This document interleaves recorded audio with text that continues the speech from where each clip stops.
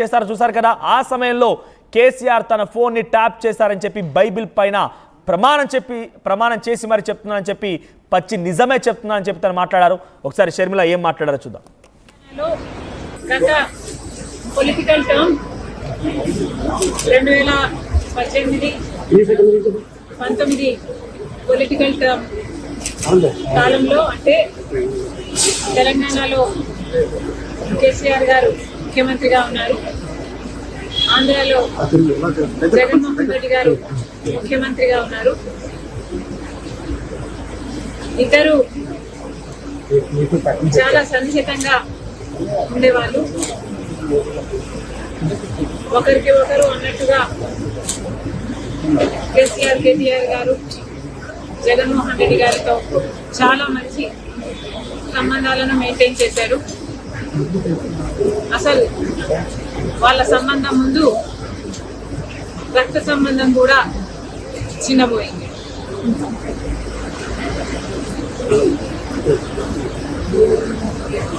తెలంగాణలో phone tapping జరిగింది అన్నమాట ముమ్మాటికి నిజం. మరి ఈ ఫోన్ ట్యాపింగ్ వ్యవహారం తెలంగాణ ముఖ్యమంత్రి, ఆంధ్ర ముఖ్యమంత్రి కలిసి చేసిన జాయింట్ ఆపరేషను లేకపోతే ఇది షేర్డ్ ఇన్ఫర్మేషను నాకు తెలియదు, కానీ స్పష్టంగా అర్థమైంది. అదేమిటంటే ఫోన్ ట్యాపింగ్ జరుగుతుంది, ఎంతమంది మీద జరుగుతుందో నాకు తెలియకపోయినా నా ఫోన్ ట్యాప్ అవుతుంది, నా భర్త ఫోన్ ట్యాప్ అవుతుంది, నా దగ్గర వాళ్ళ ఫోన్లు ట్యాప్ అవుతున్నాయి అన్న విషయం నాకు చాలా చాలా స్పష్టంగా అర్థమైంది. అసలు మా ఫోన్లు ట్యాప్ అవుతున్నాయి అనే అంశాన్ని నిజానికి నిర్ధారించింది వైవి సుబ్బారెడ్డి గారే. స్వయంగా వైవి సుబ్బారెడ్డి గారే హైదరాబాద్ లో మా ఇంటికి వచ్చారు. మా ఇంటికి వచ్చి మా ఫోన్లు ట్యాప్ అవుతున్నాయి అన్న అంశం నిర్ధారిస్తూ మా ఫోన్లు ట్యాప్ చేసిన ఒక కాన్వర్సేషన్, ఒక ఆడియో కాన్వర్సేషన్, వాళ్ళు ఫోన్ ట్యాప్ చేసిన కాన్వర్సేషన్ నాకే వినిపించారు.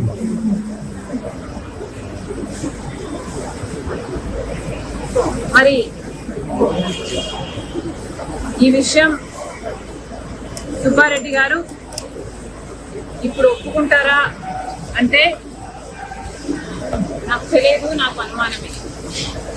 ఎందుకంటే జగన్మోహన్ రెడ్డి గారు తన సొంత మేనల్లుడు మేనకోడలు ఆస్తి కాజేసే కుట్రలో భాగంగా జగన్మోహన్ రెడ్డి గారు సాయిరెడ్డి గారికి, సుబ్బారెడ్డి గారికి ఎలా ఒత్తిడి చేశారో, ట్యూషన్లో పెట్టి మరి మీడియాలో ఎలా అబద్ధాలు మాట్లాడించారో సాయిరెడ్డి గారు స్వయంగా చెప్పారు. కాబట్టి ఇప్పుడున్న పరిస్థితుల్లో మరి సుబ్బారెడ్డి గారు ఈ విషయాన్ని ఒప్పుకుంటారో ఒప్పుకోరో నాకు తెలియదు, కానీ ఇది నిజమని నేను ఏ ఇన్వెస్టిగేషన్ ముందరైనా చెప్పగలను, బైబిల్ మీద ప్రమాణం చేయగలను, నా బిడ్డల మీద ప్రమాణం చేసి ఇది నిజమని ఎక్కడైనా చెప్పగలను. మరి ఇలా నా ఇంట్లోనే నా ముందరే ఫోన్ ట్యాపింగ్ చేసిన ఆడియోలు నాకే వినిపిస్తే మరి నేనేం చేశాను అని మీరు నన్ను అడగవచ్చు. ఎందుకంటే ఫోన్ ట్యాపింగ్ అన్ఎథికలే కాదు, ఇల్లీగల్ కూడా. మరి అంత పెద్ద విషయాన్ని మా ఇంట్లో నా ముందరే బయట పెడితే నేనేం చేశాను అని మీరు నన్ను ప్రశ్నించవచ్చు. కానీ ఇక్కడ నేను చెప్పాలనుకున్న సంజాయిషి ఏమిటంటే, అప్పట్లో ఒకవైపు తెలంగాణలో కేసీఆర్ గారు ముఖ్యమంత్రిగా ఉన్నారు, ఆంధ్రప్రదేశ్లో జగన్మోహన్ రెడ్డి గారు ముఖ్యమంత్రిగా ఉన్నారు.